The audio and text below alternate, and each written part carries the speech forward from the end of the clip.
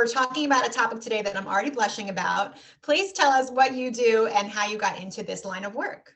Awesome. I'm a relationship expert, AKA love coach, AKA life coach. And I got into this work about 20 years ago because I myself was not happy with my life. And I looked over at my friend Lauren Handel-Zander, who created something called the Handel Method. And she looked like she was having a fabulous life. So both of us had 2 little kids, a husband, a home, a business, health to maintain, all the areas of life. And I was exhausted in a near divorce experience, not parenting in a way I was happy, not happy with my career, addicted to sugar. And she was jumping around like it was no big deal having 2 kids and a business and a husband and looking great. And so I got this thought, like maybe I had missed one of the self-help classes because we had taken a lot of the similar self-help. I had lived in an ashram and been in therapy and all the things. So I just assumed she must have been in a class or learned something that I missed. So I hired her as my coach.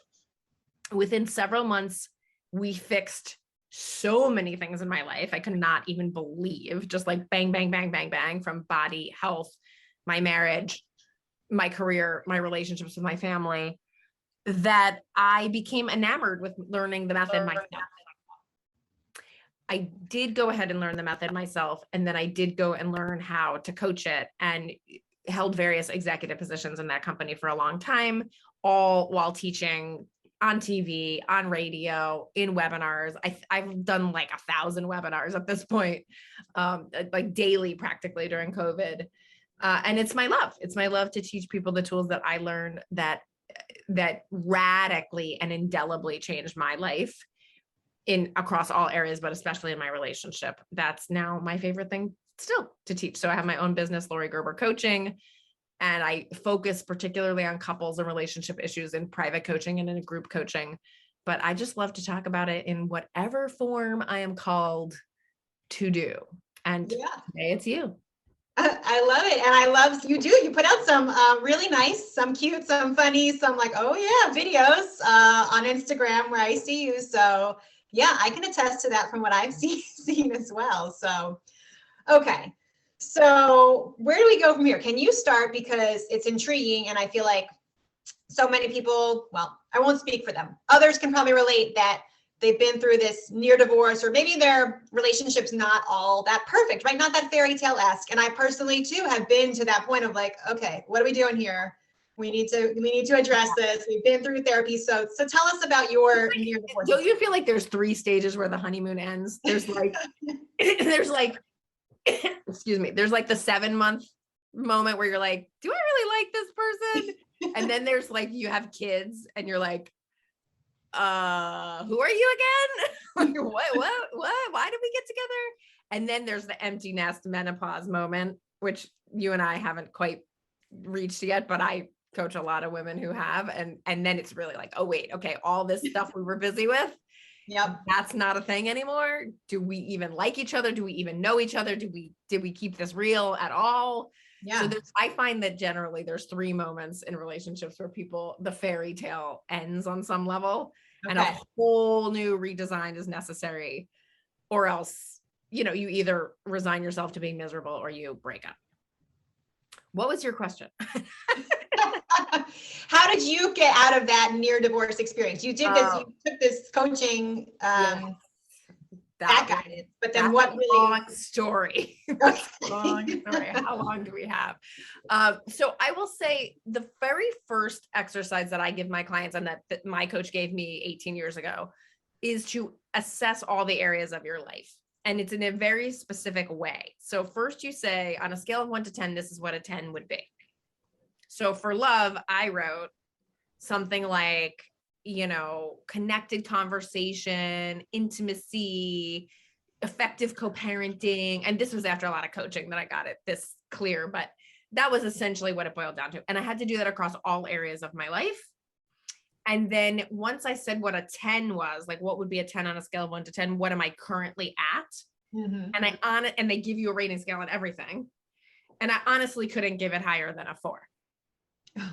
And if Okay. you would have looked at me, you would have thought everything was good because we both had jobs and we were raising 2 little kids. And of course we're busy and we're making the household work. But if you would have just looked a little under the surface, you would have seen 2 separate lives, barely effectively co-parenting, arguing all the time, no sex life to be found anywhere. No, barely a memory. And just really, really growing apart. So nothing in my dream was reflected in my current reality. It was, there was like a distant memory of hints of it from the past, but it was far in the past. And then all justified by kids and work and hustle bustle and all the usual excuses that people use. So when I juxtaposed the dream to the current reality, it was a big wake up call because I was hiring my coach Lauren to coach me on career, right? Like I was like, I don't need help on my marriage. It's fine, right? Like we're not divorced, right? So it was a startling realization to juxtapose those two. So that was the first thing, was just to wake up to like, oh crap, what I want is not what I have. And I actually don't even know why. Because then you have to write why you think you're at that rating. Okay. Like, oh, I don't know. Because my husband doesn't like to talk about things. He's a jock, right? He's like a man's man. And like, I knew it wasn't like, she called bullshit on that right away. She was just like, that's not the reason, honey. I swear. I was like, well, I still don't know what it is, but she really called BS on that. And that was the next step of going, oh crap, I don't even know why. So we designed this conversation where I had to go tell him my dream and then ask him why he thought we didn't have it. So that was the third step, was like the moment of truth excavation of at least figuring out the real problem, because you know you're bullshitting about the problem and making excuses. And so was he like, oh crap? Or did he know you were coming at him with this conversation? It was so interesting. He was like, we're fine, don't worry about it, he was my mirror. Like, it's fine. It's not a 2, right? Like it's a 4. He was so used to tolerating it being like that. And we had so many good excuses. And so if it wasn't for coaching, really, I would have just, I don't know how much longer we could have lasted, because if I would have never intervened, it was just going so slowly down to nothing. Yeah. But so imperceptibly, I think that we might not have caught it until it was too late. And it was like just on the edge of too late. So at first he didn't want to tell me the answer. So I really had to like use all my coaching tools. Like, I'm not going to be mad. Whatever you say is great. I'm taking notes. I'm interested. I really want to know. And so finally he goes, all right, Laurie, you really want me to tell you the truth? And that's when I started to go, uh-oh. Like panic. Okay. Oh, maybe not, but I did. And I didn't want to come back empty-handed to my coach. So I said, yes, absolutely. Please tell me. And he goes, well, the truth is, whenever I try to talk to you, I never get past 3 sentences. You interrupt me, and you don't just interrupt me for clarification. You usually take the conversation to a totally different topic, something about your own anxiety or whatever you want to talk about. And I know you don't mean anything by it. I know you get away with that with your girlfriends and stuff, but for me, it's like a physical assault. I cannot get my train of thought back. It's so hurtful to me and so disregarding and unhelpful. I stopped trying to talk to you years ago. Wow.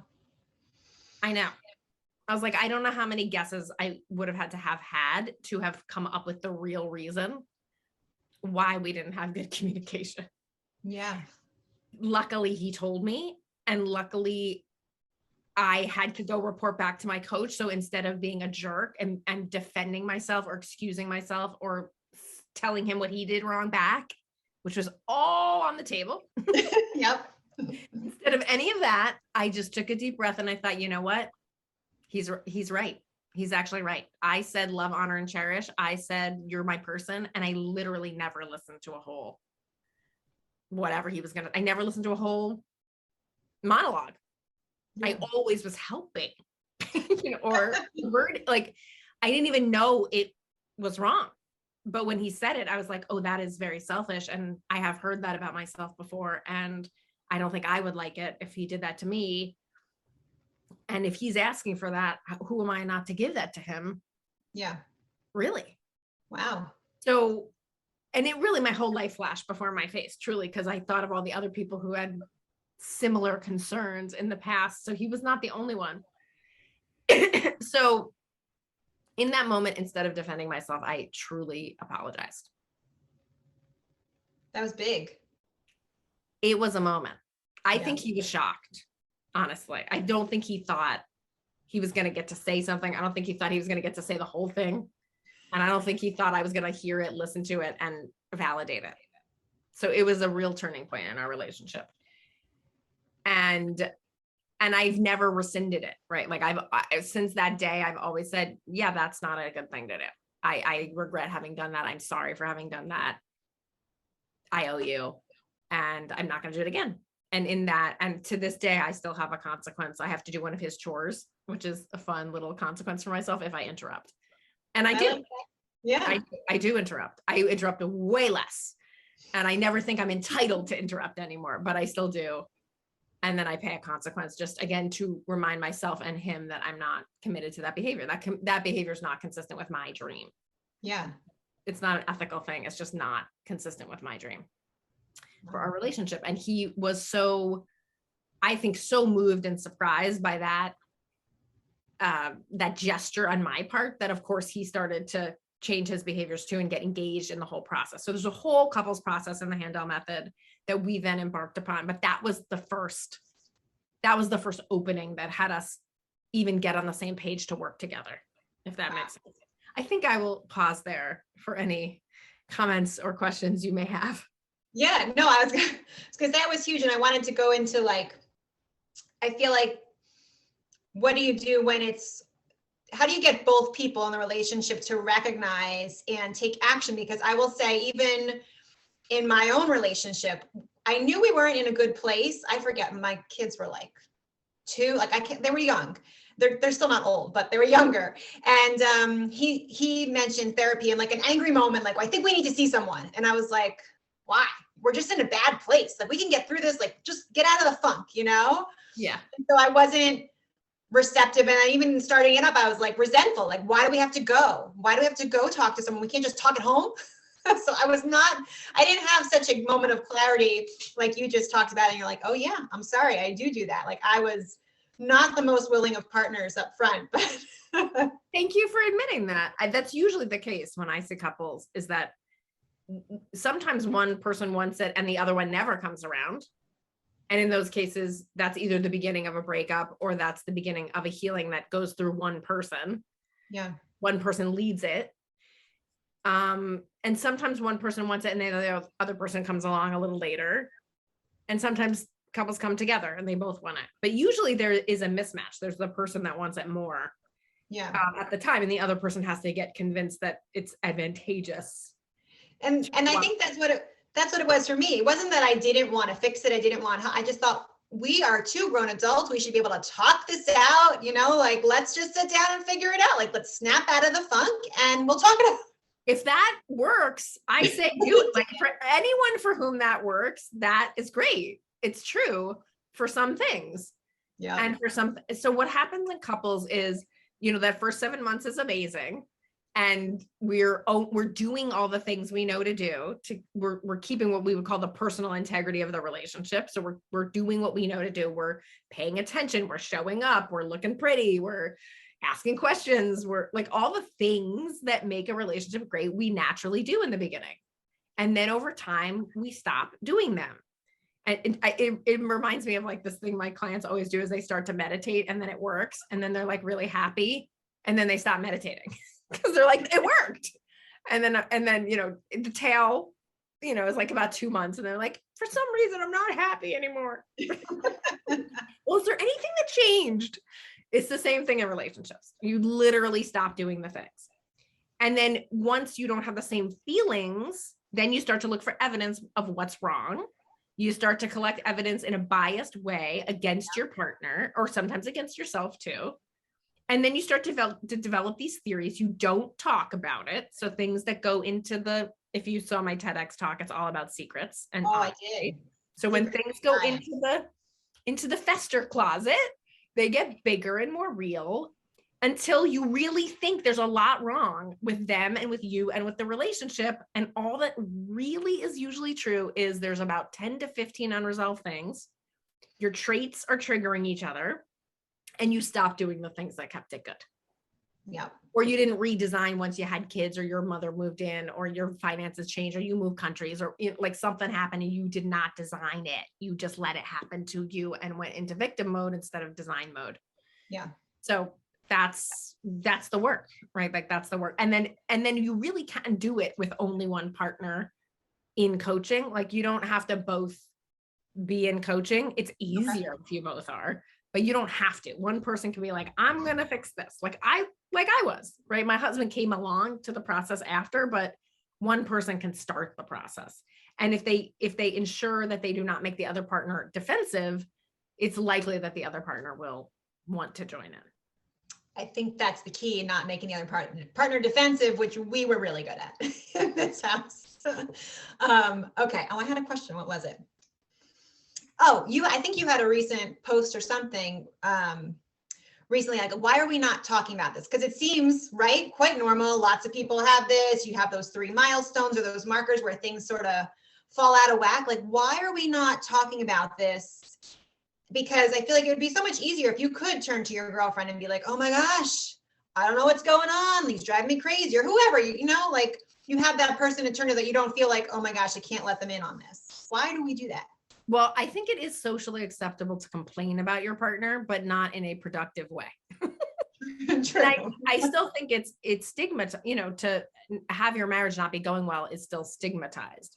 So you wouldn't want to, you know, you're trying to look like everything's fine to the world. You don't necessarily want to air your dirty laundry. In fact, I've met a lot of women's groups, professional groups, but also social groups where they literally won't talk about their marriages in front of each other, because a successful marriage is a status symbol, and they literally don't want to be vulnerable. They don't want to say something that will later be held against their partner or themselves.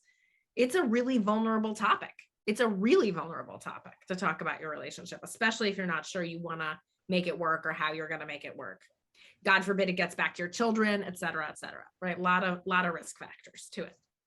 It is, and it's just so strange because I feel like we kind of got over the stigma of divorce, right? It's the rates are so high, but we're free to talk about that. We don't feel pressure to say this just happened, but all the steps in between are still in that bucket of like, oh, don't want to share. Yeah, isn't that interesting? I mean, I think there's a lot of different reasons for that, including I don't want help because I want to cheat and break up, or I don't think anybody can help me. They're just gonna use it against, you know, there's a lot of good reasons to keep your mouth shut. But I do wish we would break the taboo and more people would talk about it, because I am also amazed by how the simple principles that I teach couples, they don't know them, right? Like they're not common knowledge. People are not talking about even that stage where, why does the honeymoon end? Like everyone knows it happens, but why is nobody talking about why that happens? Yeah, or they'll mention it in like a joking manner of like, oh, honeymoon's over, but there's no like, let me help you. let me, you know, have a shoulder to cry on. Oh my goodness. Okay. That's why I'm in business. That is why you're in business, and you give out so many great tips. So I was gonna say, what are some of the excuses that you've seen, but we can help talk about those common excuses to help ourselves overcome, or even just the simple ways to get those good feels back, because, you know, you fell in love with your partner for a reason, or many reasons.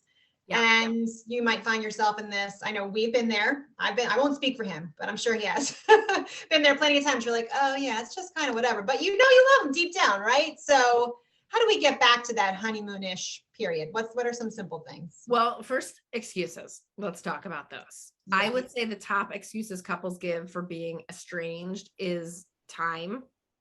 We don't have enough time. And frankly, it's true in a lot of cases that people have utterly overbooked themselves with supporting their children, their work, and their extracurricular activities, and their social media consumption. Do I really believe a human doesn't have time to work on their relationship? Absolutely not. It's 100% a bogus excuse. And I would dare say, for most people's dreams, it's one of the most important things to work on.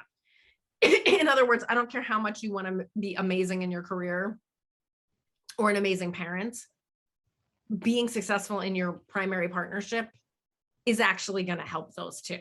So and kind of really undermines those two if you're not. So it bleeds over into everywhere, right? If yeah. you're not happy at home at your core, then you're not showing up your best elsewhere. And I gotta say, the time it takes to practice the things that make a relationship successful, it's not that much time, right? It's not even as much as you need for fitness. Okay. So time is a bogus excuse, but a lot of people use it. And then I have to say, well, I'm taking away your TV. Oh, did you have time for TV, but you didn't have time to have sex with your partner? Sorry, no. Right. I'm taking away your social media. Oh, you had time for social media, but not to have a date night every week? No. Right. Like, no. You had time to, play with your child for 10 hours, but you couldn't make a meal or buy a gift or buy flowers or think of a romantic poem for your partner. No. It's like the most powerful thing you could do for your kid is put in a few hours a week into your partnership, because they're watching you. They're learning love from you. I don't care how much you breastfeed them. I don't care how much time you spend with them on the floor. I don't care how many activities you give them. That is nothing compared to that they witness a beautiful love affair. Nothing. Ugh, don't get me started. Okay, so the time excuse is bullshit. The busy excuse is bullshit. It's the same as time, right? You decide literally everything you do all day, and your priorities are wrong if you're not putting in the few hours it takes to maintain a great relationship. The kids, oh, nice, blame the kids. I'm sure they'll really appreciate it being their fault that you got divorced. That's like their worst fucking nightmare. Oh, it was my fault you got a divorce. No, it's not their fault. I promise. It's not their fault. They're just a wonderful distraction, and they're so needy, and they're so cute. And sometimes they're even loving and cuddly. So wow, how perfect that they take all your extra time and energy, and you can't possibly work on your relationship. Yep. And then I'd say the fourth most popular excuse is that there's some unforgivable thing, either some trait, behavior, or breach of trust or something that happened that is just unforgiven. And it's like, well, with that thing, I can't, right? I can't get over that thing. And most people haven't tried. So maybe it's true. And I recommend divorce in that case, if you absolutely cannot forgive or get over something, or something has changed to make you irreconcilable. But many times people just literally don't know how to heal or resolve those things. So that's a different issue. Okay. How to get the good feels back. Yeah. Because you talked about time, prioritization, all that good stuff. And you shared some simple rituals, but even those sound like, they take some effort. They take some planning. I will say, like meditation, like fitness, like preparing healthy meals, you want the reward, you have to put in the work. But if you're telling yourself this is going to be hard work, this is going to be hard, right? Like, I literally remember me being like, but I don't have time or energy to have sex with my husband. And my coach being like, are you kidding? Like, she laughed at me. She was like, that is such BS, girl. It's 10 minutes. Like, you spend 10 minutes doing, I would watch daytime TV. Like, at that time in my life, I watched daytime TV, but I couldn't find 10 minutes at night to have sex with my husband. So you're what you tell you, like, I told myself it was long, it was hard, I don't want to, what you tell yourself is very important to how you feel about taking the action. Taking the action is one thing. I would request everyone just take the action without regard to how you feel. Don't worry about being in the mood. Don't worry about wanting to. You're not going to want to because you're used to your status quo. I was eating, bagels and donuts at every meal. I didn't want to eat salad until I detoxed the bagels and the donuts. Then I wanted to eat a delicious salad with healthy fats on it. Yeah. Right. But you don't even know what you want until you have stopped wallowing in BS. Again, sugar and poison. Right. So it's twofold. It's, yes, put the actions back in, but also manage the mind and understand how much your mind has collected biases that are not true. I mean, I would collect evidence all day of how my husband doesn't care and he doesn't love me. It's a joke now. If you watch my Instagram lives, right? You've seen me on with my husband, folks, Laurie Gerber _coach. And the man loves me. That was like so convenient for me to produce that evidence so that I could A, fall asleep in my kid's bed, anyone else, eat whatever the heck I wanted for comfort and fun and delight, and just blow it off. Like, just not actually put in the heart and intimacy effort, and then blame him. He doesn't know how to talk to me. He doesn't care about intimacy. So it's changing the behavior and changing the mind, for sure. Well, and it's just amazing because all these times, like, mindset comes up in so many other areas. I've never thought about it in the relationship, but it makes total sense, right? You feed yourself these lies, these excuses. Like, that's the narrative going through your head all day or at night when you're like, no, I'm not in the mood. So just can't get there. Yeah. And then you make your guy into a rapist, right? Like, oh, why does he want me when I don't want him? Because the story of like, why doesn't he? I must be so awful or whatever. Exactly. And then we really believe what we think, and we prove it true, and it really seems true. And then we tell our friends, and they agree, and they have the same problem. And then you're really quite stuck unless you calling each other down. Yeah. Okay. So when I work with couples, there's a bunch of things I do right at the very beginning. One, I get everyone into their own dreams and their own game for their own lives, so they stop blaming each other for their own issues. That's number one.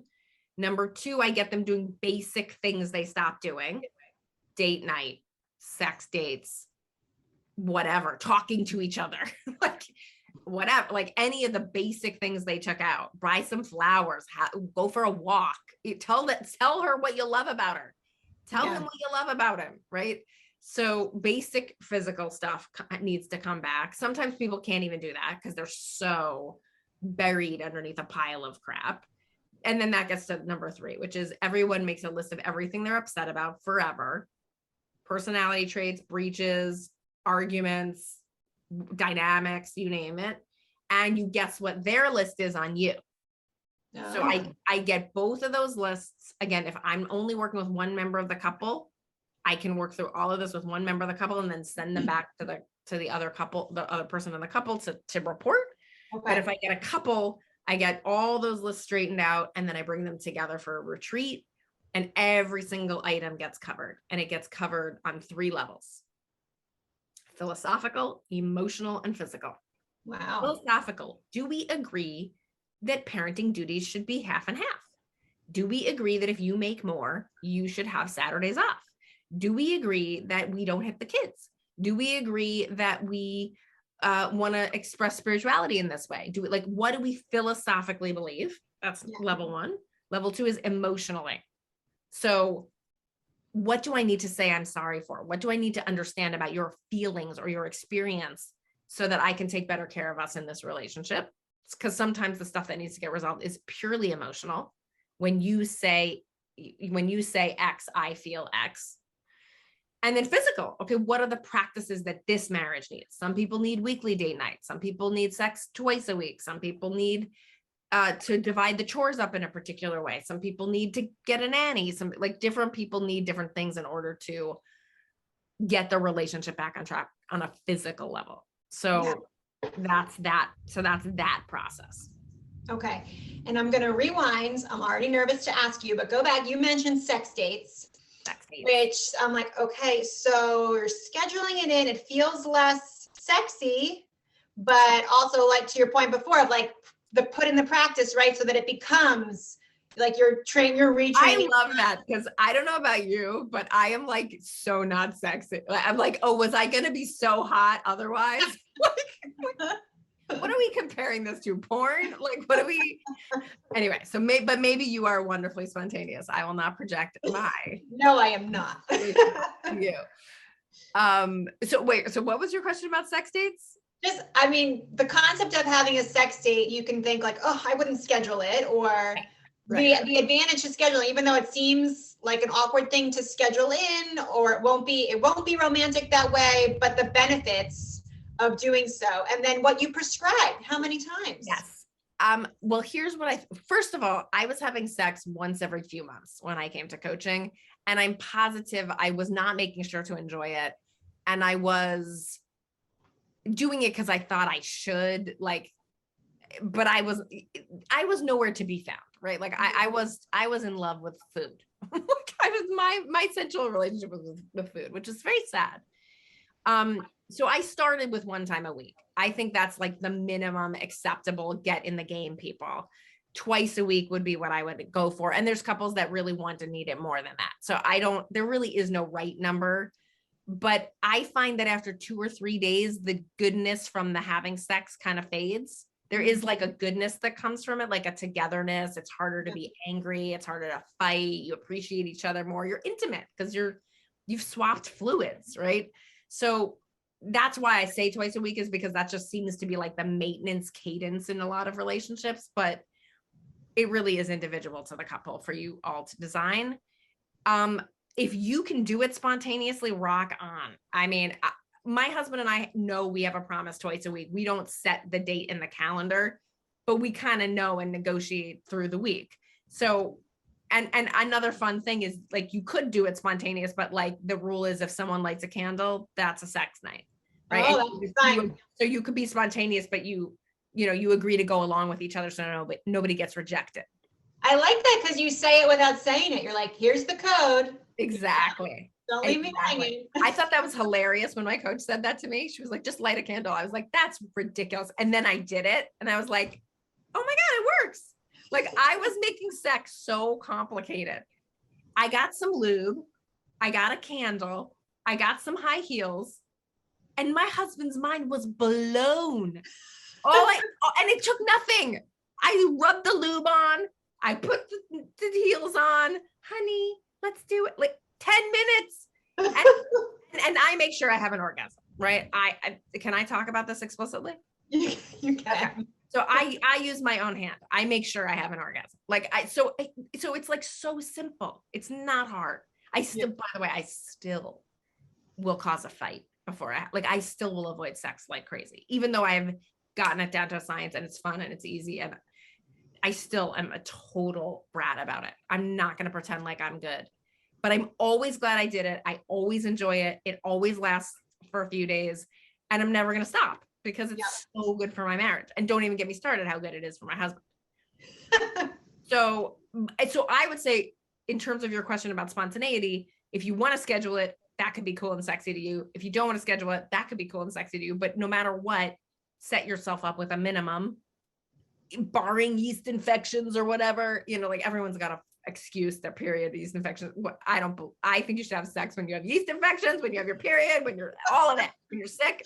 I think sex is good for you. Here's all. Also, sex is a lot of different things. You can have sex with a yeast infection. I don't mean penetration and intercourse. There's many kinds of sex you can have, obviously. So I'm really in favor of considering it to be like fitness or drinking water. Like it sustains you. It is important. You really don't want to take breaks from it. It's part of a relationship. Exactly. And if you do want to take breaks, something's wrong. Like go figure out what you're mad about. Go figure out what you're upset about. I get it. There might be something wrong, but then sex is a barometer and you should watch the barometer. Yeah. All right. So then what's one action tip that our listeners can take this week? What can we do? Okay. I have so many answers to that question. It was very hard for me to decide what I want my action tip to be. So I'm going to give 2. Okay. The most practical is start doing something you used to do that worked. Just start doing it again. Maybe you used to greet your partner when they got home from work. Maybe you used to make out. Maybe you used to kiss them when they came home or hug them. Maybe you used to put love notes in their lunchbox. Maybe you used to go out on dates. Maybe you used to take the kids on Sundays so they could have some time off. Like whatever you used to do that was great, just start doing it again. That really is my number one action tip for this week. And notice if it makes a difference. Okay. I already know what I'm going to do. Amazing. But the second one that was such a close second that I couldn't ignore it is write a dream. Because none of this matters if you have no dream. And it's hard because you're working against your inner chicken and your inner brat, right? For me, I was afraid of intimacy. I still am. I still find it vulnerable to have sex. I'm scared. Right? Like I'm working against my chicken and I'm working against my brat. I want to watch TV and eat. That's really like all I want to do is watch TV and eat. Everything else is like higher self-inspire. Yep. That makes me really feel good in the end.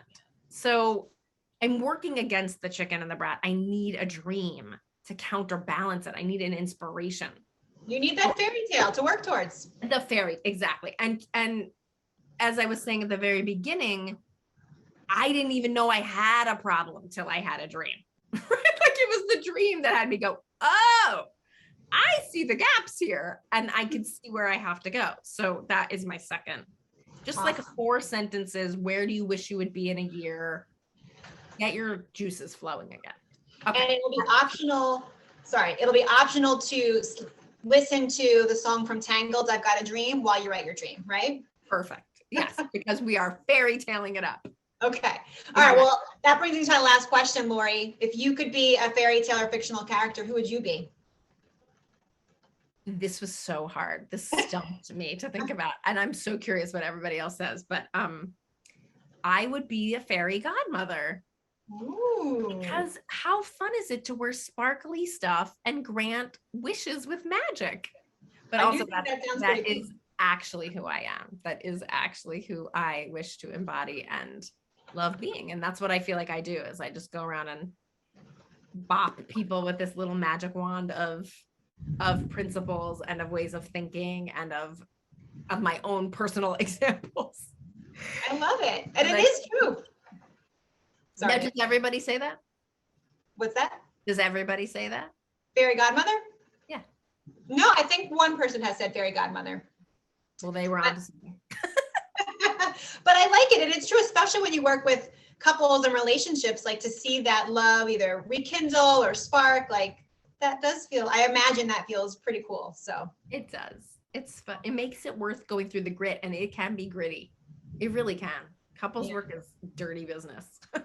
But it is. I mean, and my husband and I have been through hard times, but we've made it. I mean, I wouldn't say we're at the fairy tale perfection, but we've made it out of those like darkest times, right? So I do feel it's worth it, right? If you can put that in and come out the other side. And as we know, the fairy tale is fiction. The real fairy tale is 2 people who want to work on it and who want to keep bringing their hearts and their heads and their bodies to the game. It is. I love it. Laurie, thank you so much for sharing with us today. Where can our listeners find more of you, get all those great tips that you're sharing, and or work with you? Laurie Gerber _coach on Instagram is where I'm having the most fun. LaurieGerber.com is where you can find out all the info on all the different things that I do. And the Love in Community is where I do group coaching, which is the most affordable way to get my coaching. I have very few infrequent openings in my personal coaching calendar for couples and for individuals. Spots arise, but it's not so frequent. But I do have group coaching, and all information on all of that is on LaurieGerber.com. Awesome. We'll make sure to put that in the show notes. But thank you again for being here. I've really enjoyed this conversation. I made it out without like breaking out in hives. So thank you. Yay. You're on the right track. Great to be here. Thank you so much. Thank you.